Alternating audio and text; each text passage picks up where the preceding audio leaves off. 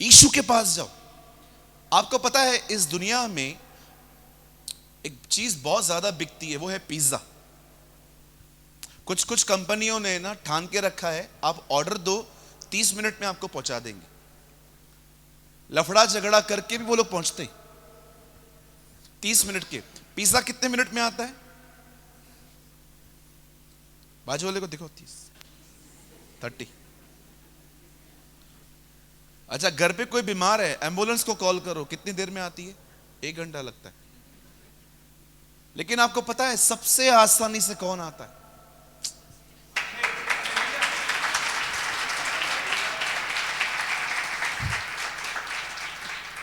आप ये मत समझना वो फारिग बैठा हुआ है, वो फ्री बैठा हुआ है इसलिए आ जाता है। पता है वो क्यों आता है? बिकॉज ही लव्स यू, क्योंकि वो आपसे प्यार करता है। मैं आप में से हर एक को कहना चाहता हूं, अपनी प्रॉब्लम्स को है ना सबसे पहले खुदा के पास लेके जाया करें, और उसके बाद किसके पास लेके जाना चाहिए मैं आपको बताना चाहता हूं। जो कोई आपको दूसरों की बातें बताते हैं ना, उनको कभी अपनी बात मत बताना, कभी भी नहीं।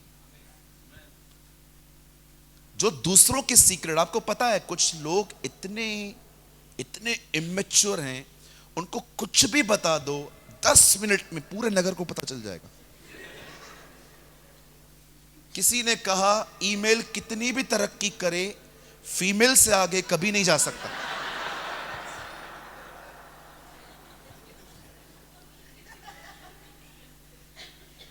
कुछ बहनें हैं ना, उन्हें आज तक में नौकरी करनी चाहिए, बहुत अच्छी न्यूज फैलाती हैं वो। या रियली चुगलियां मारने में कुछ बहनें इतनी नंबर 1 होती हैं, आप खाली उनको बता दो। अभी कुछ पुरुष आपको देखेंगे,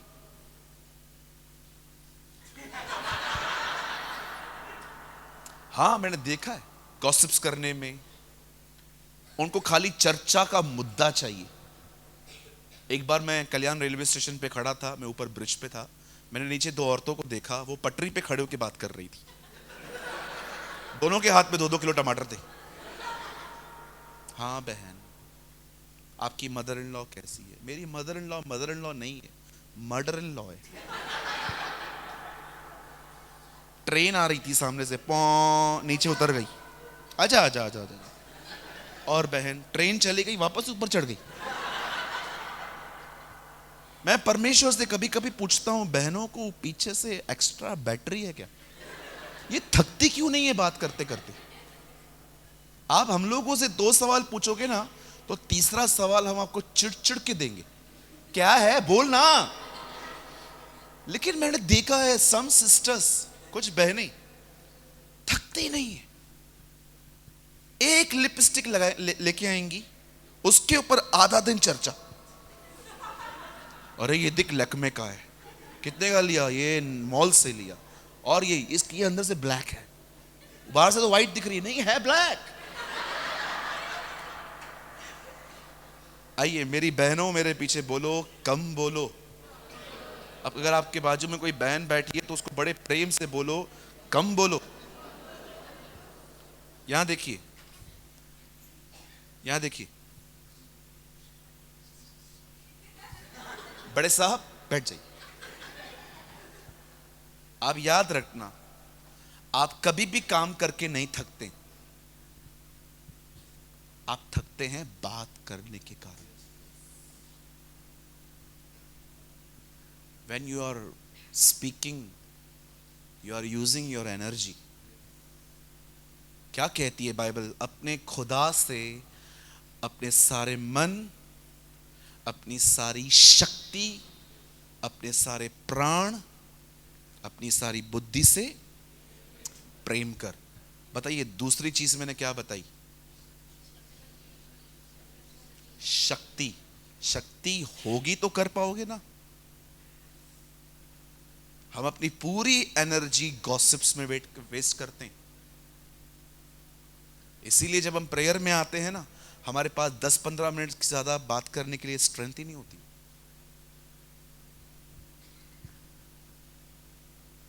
कम बोलिए। मैं सिर्फ बहनों को नहीं कह रहा हूं, डोंट वरी, मैं थोड़ा सा मजाक कर रहा था। लेकिन मैं आप सबको कहना चाहता हूं, कम बोलो, जितना हो सके कम बोलो। आप बहुत आगे जाएंगे, आप बहुत ब्लेस्ड होंगे। आप हमेशा अपना मुंह तब खोलो जब जरूरी है।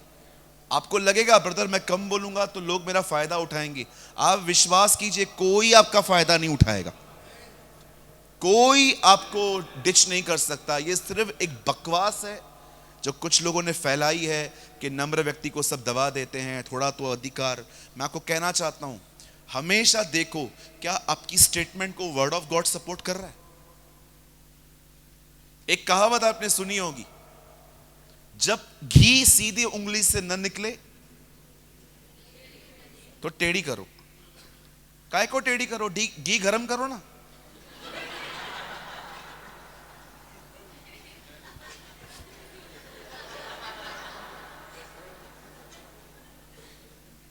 टेढ़ा क्यों करूं, घी गरम करना। बहुत सारी चीजें हैं लोगों ने ऐसे ही एक्सेप्ट कर ली हैं, जबकि बकवास चीजें। एक भाई ने मुझे बात की, इस आदमी को समझाना है तो मैं इसको अभी सिखाऊंगा अपने हिसाब से। तो उसने कहावत यूज की मेरे सामने, ब्रदर घी सीधी उंगली से न निकले ना तो टेढ़ी करनी चाहिए। मैंने कहा तू बिलीवर है, तू लड़ाई की बातें कर रहा है। तो मैंने भी उसकी बात को टोक के मैंने कहा कोई जरूरत नहीं है उंगली टेढ़ी करने की, घी गरम कर। क्या मतलब, बात करना उससे, ये लड़ाई झगड़े कहां से आ गए? लेट्स सॉल्व, बात करो, टेबल टॉक करेंगे। हालेलुया। कुछ समझ पा रहे हैं आप? ये दुनिया के जो सीखे हुए मेथड्स है ना, चर्च के अंदर मत लेके आओ, बाहर फेंको इसको। ये कलीसिया खुदा चलाएगा।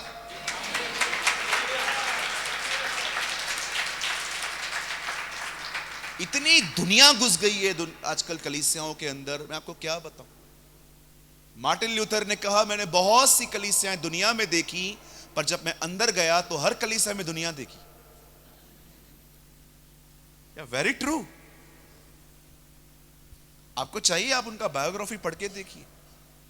बेबीलोनियन क्रिश्चियनिटी के अंदर वो बताते हैं, वो कहते हैं संसार में बहुत सी कलीसियाएं देखी, पर जब अंदर गया तो हर कलीसिया में संसार देखा। Don't use the methods of this world in your churches. इस कलीसिया के अंदर दुनिया को मत लाइए। अगर परमेश्वर को दुनिया ही चलाने देती तो प्रभु हमें वचन नहीं देता।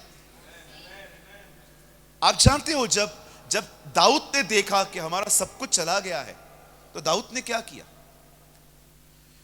दाऊद किसी के पास भी नहीं गया, किसी के पास भी नहीं। दाऊद सीधा खुदा के पास गया और से प्रभु से लीड मांगी, रहनुमाई मांगी। दाऊद ने प्रभु से पूछा क्या मैं उन लोगों का पीछा करूं? एक्सक्यूज मी डेविड, आपको पता है वो लोग किधर गए? No. Then how can you ask? फिर आप पूछ कैसे रहे हो मैं उनका पीछा करूं? वो जानता था अगर खुदा लीड करेगा तो खुदा ढूंढने में भी मदद करेगा। परमेश्वर ने कहा जा, निस्संदेह तू उन्हें पकड़ेगा, शक ही नहीं है इस बात में, शक मत कर, चला जा। अब दाऊद फेथ से निकला है, जैसे अब्राहम फेथ से निकला था घर से। अब दाऊद फेथ से निकला एक प्रार्थना करके, और चलते चलते दाऊद रैंडमली घूम रहा है यहां वहां, और एक जगह पे पहुंचा दाऊद जहां उसे एक बीमार व्यक्ति मिला। वो मिस्री था। The Bible says he was Egyptian. और दाऊद उससे पूछता है मित्र तू यहां क्या कर रहा है? बोलता है मैं ग्रुप के साथ था, मैं बीमार था तो मैं चल नहीं पा रहा था, उन लोगों ने मुझे इधर ही छोड़ दिया। ग्रुप कौन थे? अब दाऊद भी समझ गया एक्चुअली ये उनके साथ था। दाऊद ने पूछा उससे क्या हुआ? तब उसने कहा मैं तुझे सब बता दूंगा, एक वाचा बांध ले तो मुझे छोड़ देगा। डन। वो आदमी दाऊद को वहां तक ले गया है। दाऊद ने पता है क्या किया? वहां जाके सबको खत्म किया, उनकी लूट भी लेके आया, अपना परिवार भी लेके आया। इसलिए वहां लिखा है दाऊद सबका सब लौटा लाया। अब मैं आपको कुछ स्टोरी के पीछे एक छोटी सी बात बता के मैं आपके लिए प्रेयर करूंगा। आइए सब सामने देखिए। आप जानते हैं जो कुछ आप खोते हैं, रिश्ता, सेहत, कोई आत्मिक ब्लेसिंग, मैं कितनों को जानता हूं, जब मैं उनसे पहली बार मिला तो मैंने उनकी जिंदगी पर एक अच्छा अनॉइंटिंग देखा था, पर आजकल जब मैं कुछ लोगों से मिलता हूं तो I never felt the same anointing. आप जब लोगों से मिले ना तो उनको महसूस होना चाहिए कि इस बंदे पर पहले से भी अधिक अभिषेक है, इज मोर अनॉइंटेड नाउ। लेकिन आप देखते होंगे आजकल लोग बहुत पीछे हो रहे हैं, पैसों में वो बहुत आगे बढ़ रहे हैं। अब वो अब्रॉड जा रहे हैं, यूके में स्टडी करनी है, अब लाइफस्टाइल बढ़ रहा है, बट व्हाट अबाउट स्पिरिचुअल?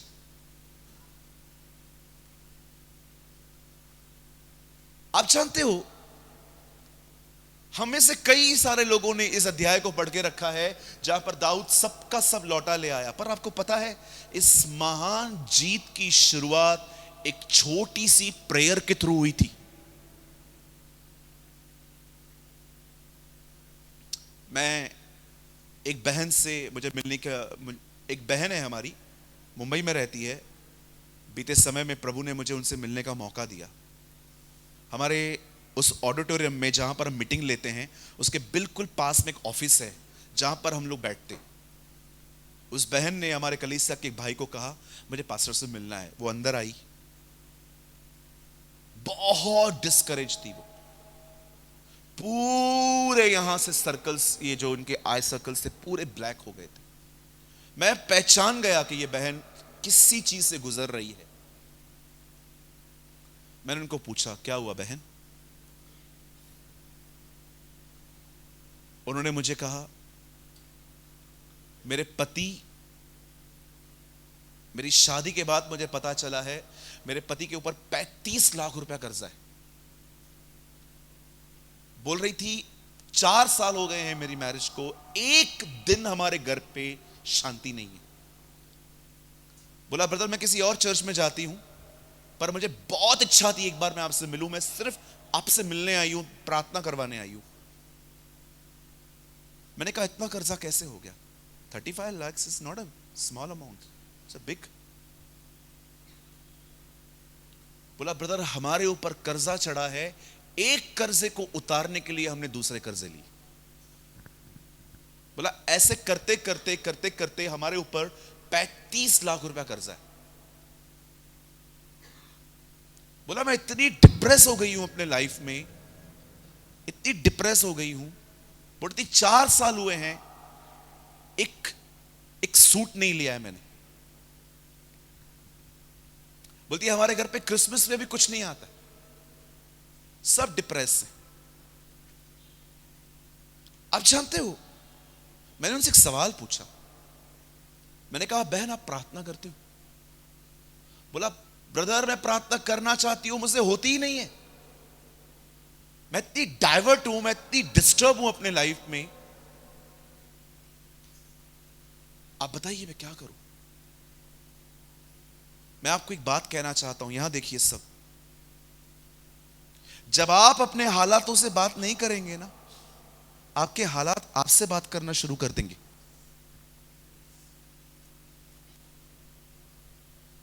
आज बहुत सारे चेहरे हैं ना बड़े खुश हैं, बट बहुत सारे चेहरों के पीछे टूटे हुए दिल हैं। कभी कभी हम लोगों से मिलते हैं, हम उनसे बात करते हैं, हमें वो बाहर से बड़े खुश दिखते हैं, लेकिन जब आप पर्सनली उनके साथ बैठो तो आपको पता चलेगा कोई भी व्यक्ति ऐसा नहीं है, हर कोई किसी न किसी हालात से लड़ रहा है। मैंने उस बहन से एक सवाल पूछा, बहन आप प्रार्थना करते हो? क्या आपने खुदा को बताया है? ब्रदर मैं चाहती हूं पर मेरा मन ही नहीं लगता है प्रेयर में। मैं चलते फिरते बस कभी कभी प्रभु से बात कर लेती हूं, लेकिन कभी मैं बैठ के सिंसियर हार्ट से प्रभु के साथ टॉक नहीं कर पाती। मेरा दिमाग बहुत चलता रहता है, क्योंकि हमारे घर पे इस बात को छोड़ और किसी बात की चर्चा ही नहीं होती। आपको पता है मैंने एक चीज वहां समझी। मैं मैं चाहता हूं आप इस चीज को बड़े ध्यान से समझ लीजिए। 2019 दिसंबर में कर्नाटका में एक व्यक्ति में कोविड पाया गया था।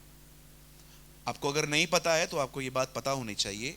कर्नाटक में पहला केस मिला था, उसके बाद आहिस्ते आहिस्ते कोविड फैलती गई और मैंने देखा कोविड फैलने से भी ज्यादा कोविड का डर फैला था। और पता है ये किया किसने था? हमारी मीडिया ने। एक चीज को उन लोगों ने इतना हाईलाइट किया, उसके बारे में इतनी चर्चाएं की कि लोग सुबह से लेकर शाम तक एक ही बात करते थे, कोविड कोविड कोविड। अच्छा, कुछ लोग तो कोविड-19 बोलते थे, पर उनको यह भी नहीं पता था कि 19 क्यों बोला जाता है, लेकिन मुंह में आ गया था सबके। सुबह न्यूज चलाओ तो न्यूज आ रही है किसी भी अस्पताल में बेड नहीं है, ओके।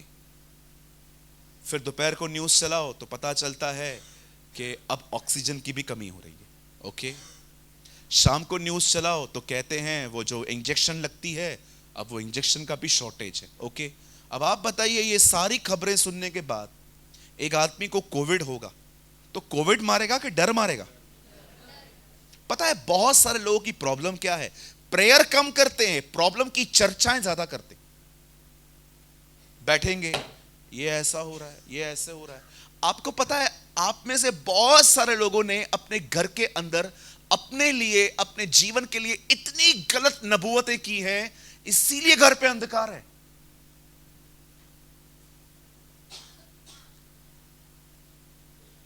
अरे आपका स्टैंडर्ड है एक, अपने स्टैंडर्ड से बात करो।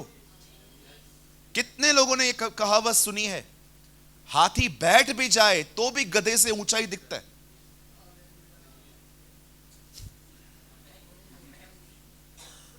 हाथी होता है ना, हाथी, वो बैठ भी जाए ना तो भी गधा छोटा ही दिखता है उसके सामने। Do you know who are you? आप कौन हो? आपके मुंह में जिंदगी है, आपके मुंह में मौत है। आप क्या बोलते हो अपने लिए, मुझे बताओ। पास्टर ने प्रार्थना करना सिखाया आपको आज। मैं आपसे यह पूछना चाहता हूं, क्या प्रार्थना के बाद जो कुछ आप बोलते हो वो प्रार्थना से मैच करता है? पिता, मैं प्रार्थना करता हूं यीशु के नाम में, मेरे दोनों घुटनों में बड़ी दर्द है प्रभु, मैं प्रार्थना करता हूं यीशु के नाम में चंगा कर। हो गई प्रार्थना?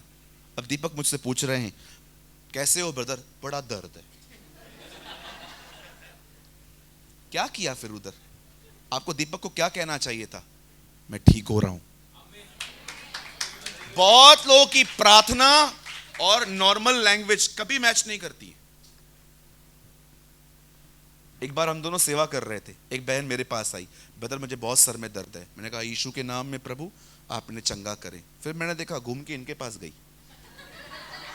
पास्टर मेरे को सर में दर्द है। इनको नहीं पता था मुझसे प्रार्थना करवा के गई है, इन्होंने भी प्रार्थना कर ली। अजीब बात ये हुई, इनसे प्रार्थना करवाने के बाद फिर मेरे पास आई है, पास्टर सर में दर्द है। मैंने कहा बहन आपने प्रार्थना तो करवाई ना।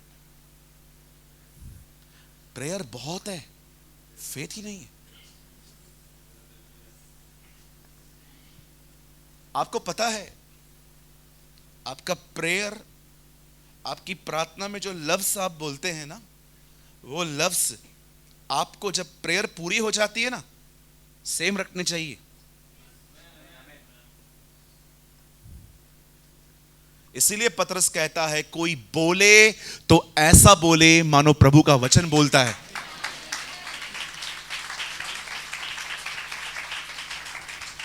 अपने हालातों से बात करो। आप में से कितने लोग ये बात जानते हैं, यीशु तूफानों से बात करता था, पेड़ों से बात करता था, मुर्दों से बात करता था, वो उसकी सुनते थे। आप उसकी संतान हो, आपकी भी सुनेंगे।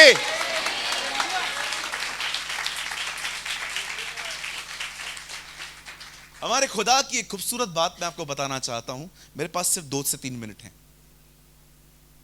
आपको पता है जीसस हर जगह पे जाता था, लेकिन जब कोई मर जाता था उधर नहीं जाता था।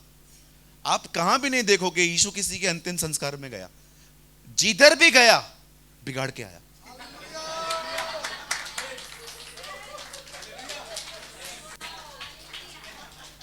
लाजर के घर पे गया, बिगाड़ के आया। याईर के घर पे गया, बिगाड़ के आया। एक जगह पे तो ऐसा था कि एक औरत जा रही थी अपने बच्चे को दफनाने के लिए, उसको रुकाया, रुक रुक, हे जवान उठ, वेट वेट। आपको पता आपको पता है, जिधर गया उधर बिगाड़ के आया, और सबसे खूबसूरत बात, अंत में खुद का भी बिगाड़ दिया।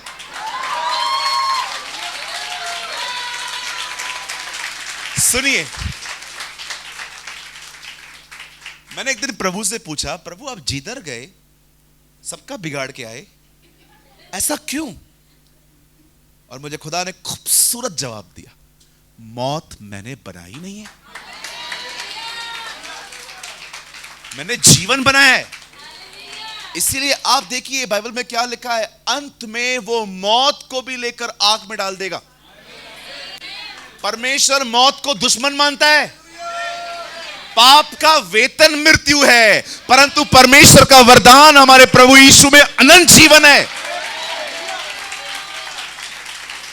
आपका परमेश्वर आपको जीवन देने आया है। इसीलिए आप देखिए, उसने आखिरी दुश्मन मौत को उसने हरा दिया, और उसके बाद वो कहता है, यदि अब मुझ पर कोई विश्वास करे, यदि वो मर जाए तो भी जिएगा। परमेश्वर ने जब आदम को बनाया, तो मैं आपको बताना चाहता हूं, परमेश्वर ने आदम को 500 साल रहने के लिए नहीं बुलाया था। उसके लिए मौत कभी भी नहीं थी, वो हमेशा के लिए जीवित था। लेकिन जब पाप आया, पाप के कारण मृत्यु आई। क्या बोलते हैं आप? क्या आप जो कहते हैं उसमें जिंदगी है? क्या आप में जीवन है? ये जो हिस्सा है ना मेरा, ये हिस्सा यहां से लेकर यहां तक, ये मेरा पूरा हिस्सा एक्जिमा से भरा हुआ रहता था। मेरे को इतना इचिंग होता था, आप शायद माने या न माने, I know it's not a good thing to preach. मैं कोम होता था ना, कोम, कंगी, उसको लेके रगड़ता था, इतनी मुझे तकलीफ होती थी, मुझे इतना इचिंग होता था यहां पर, इतनी खुजली होती थी, कर करके मेरी पूरी अपनी स्किन खराब कर दी थी। मैं डॉक्टर के पास गया, डॉक्टर ने कहा आपको, आपका ब्लड खराब है। उन्होंने मुझे दवाइयां दी, ये दी, लेकिन जब दवाइयां बंद कर दो वापस प्रॉब्लम आती थी। ये मेरी बहुत बड़ी गवाही है। इतना सा था, खाली इतना सा, करते करते ये यहां तक एक्जिमा आ गई थी। मैं शॉर्ट्स नहीं पहन पाता था। मैं सोचता था मैं शॉर्ट्स पहन के बैठूं, मेरी फैमिली मुझसे मिलेगी कैसे, देखेंगे कैसे। ये क्रीम 2-3 दिन मेरी क्रीम खत्म हो जाती थी। दवाइयां लेता था, इतनी एक बड़े पैकेट में एक सिंगल दवाई आती थी, दवाई लेता था, ठीक हो जाता था, दवाई बंद करो वापस आ जाती थी। एक दिन मैंने खुदा के पाक कलाम में एक बात पढ़ी, बस मैं ये बोल के खत्म करूंगा। जब यीशु ने देखा कि पेड़ फल नहीं दे रहा, तब उसने उस पेड़ को सूखने की आज्ञा दी। मैंने कहा, खुदा मुझे इस चीज की जरूरत है, मैं चाहता हूं कुछ सूख जाए। मैं हर दिन सुबह उठता था, अपने इस प्लेस के ऊपर हाथ रख के ये कहता था, यीशु के नाम में सारे बॉयल्स सूख जाए। 6 साल हुए हैं। मैं 6 साल हो गए। मैंने उन दिनों में ये लॉ सीखा बोलने का। मैंने सीखा कि हालातों से बात नहीं करोगे तो हालात तुमसे बात करेंगे। जो कोई तुम उस पहाड़ से कहोगे उखड़, तो वो तुम्हारी बात मानेगा। पास्टर ने आपको सिखाया प्रार्थना करो। मैं आपको यह कहना चाहता हूं, प्रेयर के बाद कन्फेशन भी सेम रखो। जो कुछ तुम मांग रहे हो विश्वास कीजिए। बहुत लोग प्रेयर करते हैं, लेकिन प्रेयर करने के बाद जिस लैंग्वेज को वो यूज करते हैं ना, ट्रस्ट में वो अपनी प्रेयर को ही डैमेज कर देते।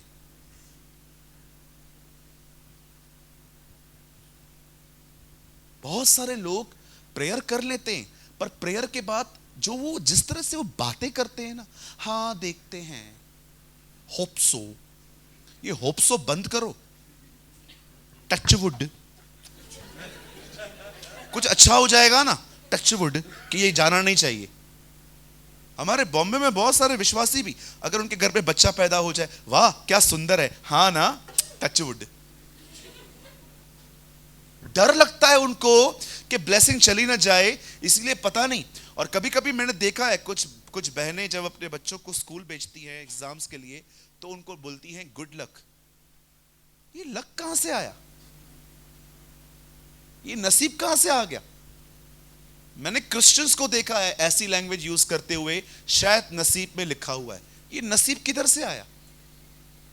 आप कभी भी अपने बच्चों को कहां भेज रहे हैं, डोंट से गुड लक, उन्हें कहो all the best in Jesus name.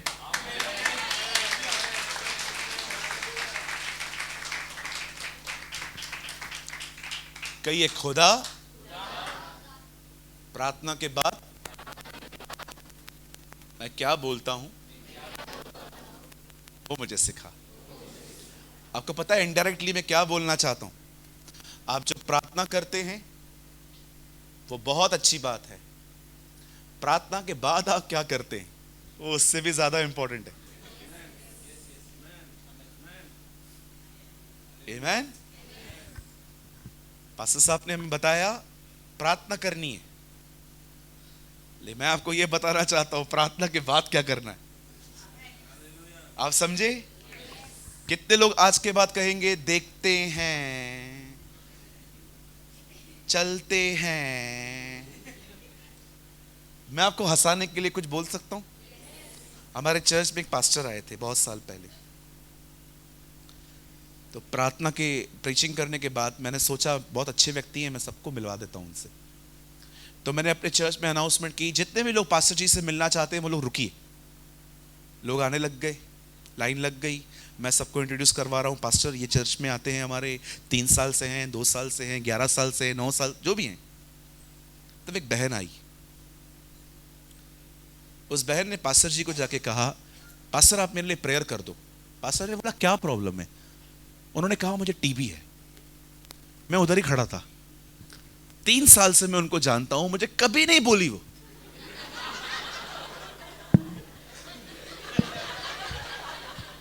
कभी भी नहीं बोली। मैं उनको देख रहा था। जैसे उन्होंने प्रेयर की, प्रार्थना करके वो जा रही थी, मैंने कहा दीदी 1 मिनट इधर तो आओ, इधर तो आओ। हाँ ब्रदर। मैंने कहा आप 3 साल से आते हो, बपतिस्मा आपको मैंने दिया है, आपने कभी मेरे को नहीं बताया। मुझे बोलती है आप ठीक कर सकते हो क्या? आपको पता है लोग क्या समझते हैं? लोकल पास्टर मतलब सर्दी जुकाम खांसी।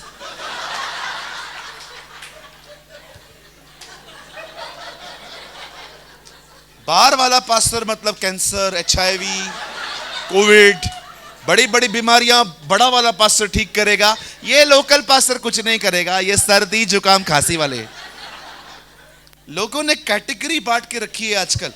ओ वो मेरे को आएंगे, वो बड़े बीमार, बड़े बड़े पास्टर हैं वो, बड़े। इवन मैं आपको भी बताना चाहता हूं, आप लोग के भी यहां पर भी है, पास्टरों की पूजा हो रही है। वो पास्टर है ना, अरे हिला दिया रे, यू नो सम पीपल, हिला दिया रे। मैंने कहा काश हम भी उधर होते, थोड़े हम भी हिल जाते।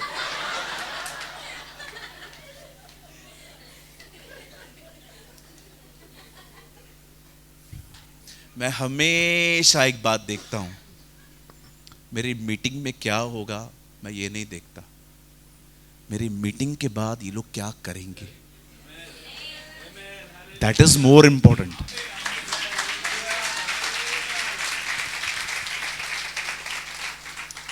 आप मेरी मीटिंग में आए, आपको छुटकारा मिला, प्रेज द लॉर्ड। इस छुटकारे में बने कैसे रहना है, दैट इज मोर इंपॉर्टेंट। आप बीमार से चंगे हो गए, प्रेज द लॉर्ड, ये चंगाई कंटिन्यू रहनी चाहिए, दैट इज मोर इंपॉर्टेंट। इसीलिए हम 2 दिनों से लाइफ कैसे जीनी है वो बता रहे,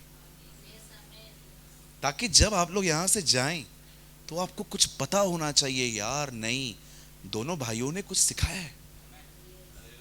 मैं आपको कितने लोग दिखाऊं, शायद आप में से कोई है, विटनेस है, अगर किसी को आपने देखा हो मेरी तरह तो हाथ उठाइए। एक आदमी आया, वो चर्च में डांस कर रहा था, उसमें दुष्ट आत्मा था, दुष्ट आत्मा निकल गई, आप खुश हो गए, लेकिन 1 महीने के बाद आपने उसको वापस देखा।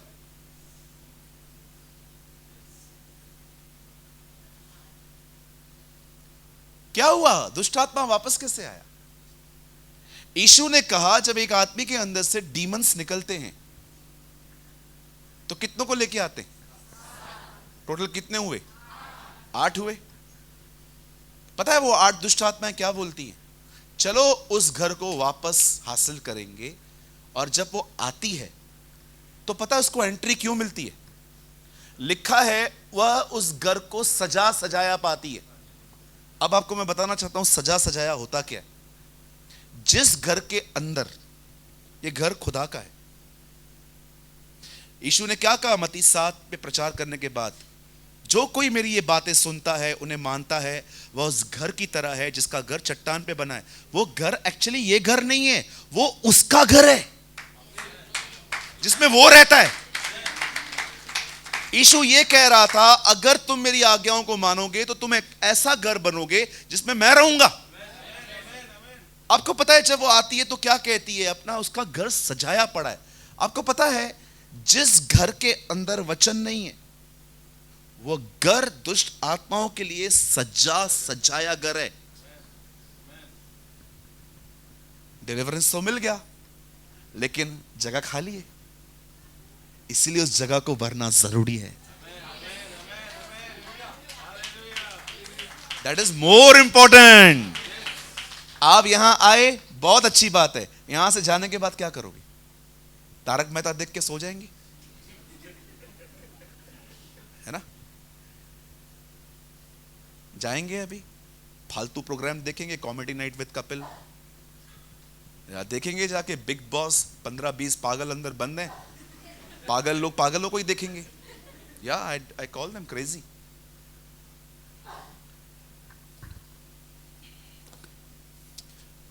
इससे भर जाइए।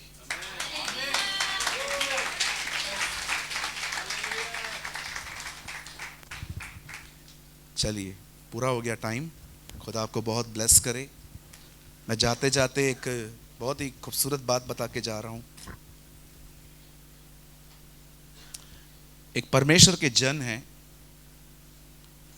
उनके पास एक व्यक्ति गया, बोला ब्रदर आपको हम अपने शहर में बुलाना चाहते हैं, आप आएंगे क्या? उनका आंसर सुनो। बोला मैं आऊंगा, 2 साल प्रार्थना करो, उसके बाद मैं आऊंगा। तो पास्टर का असिस्टेंट वहीं बैठा था। पास्टर के असिस्टेंट ने पास्टर से पूछा, पास्टर ये कैसा आंसर है? वो आपको इनवाइट करने आए हैं, आप बोल रहे हो 2 साल प्रार्थना करो फिर आऊंगा। पास्टर ने कहा 2 साल अगर ये प्रार्थना करेगा तो मुझे क्यों बुलाएगा? यही काम करेगा।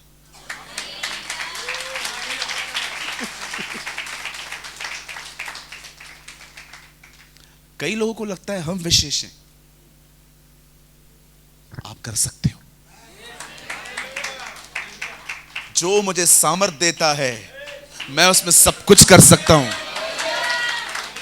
आज से एक जिम्मेदारी उठाइए, आप खुदा से जुड़ें, उसके वचन को पढ़ें, प्रेयर करें, हफ्ते में कम से कम 2 दिन फास्टिंग करो,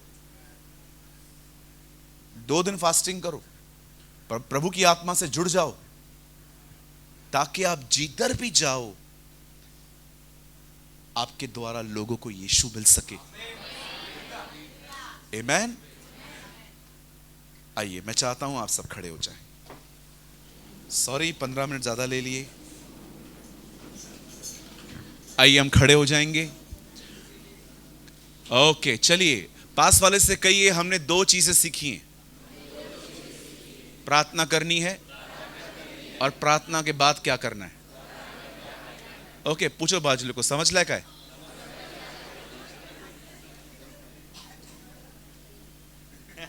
मेरे को अंकल दो मराठी वर्ड्स बहुत अच्छे से आते हैं. मला माहित नाही आणि गब्बस. मुझे किसी ने कहा इसमें पूरी मराठी है. नहीं मैं मजाक कर रहा हूं. आइए मैं चाहता हूं आप अपनी आंखें खोल के रखिए, अपने दाहिने हाथ को उठाइए. आइए हम अपने लिए कुछ भविष्यवाणियां करें. कहिए मेरे पीछे, परमेश्वर मैं ये विश्वास करता हूं मेरे आने वाले दिन मेरे उत्तम दिन हैं. मैं आत्मा से परिपूर्ण होकर जीऊंगा. मेरे अंदर मांस का दिल होगा. मुझ में बुद्धि पाई जाएगी, मुझ में समझ पाई जाएगी, मुझ में अभिषेक पाया जाएगा.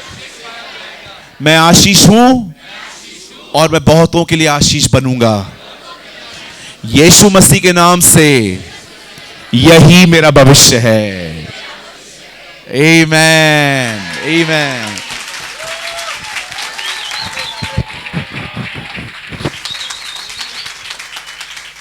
सुंदरशा वचनाबद्दल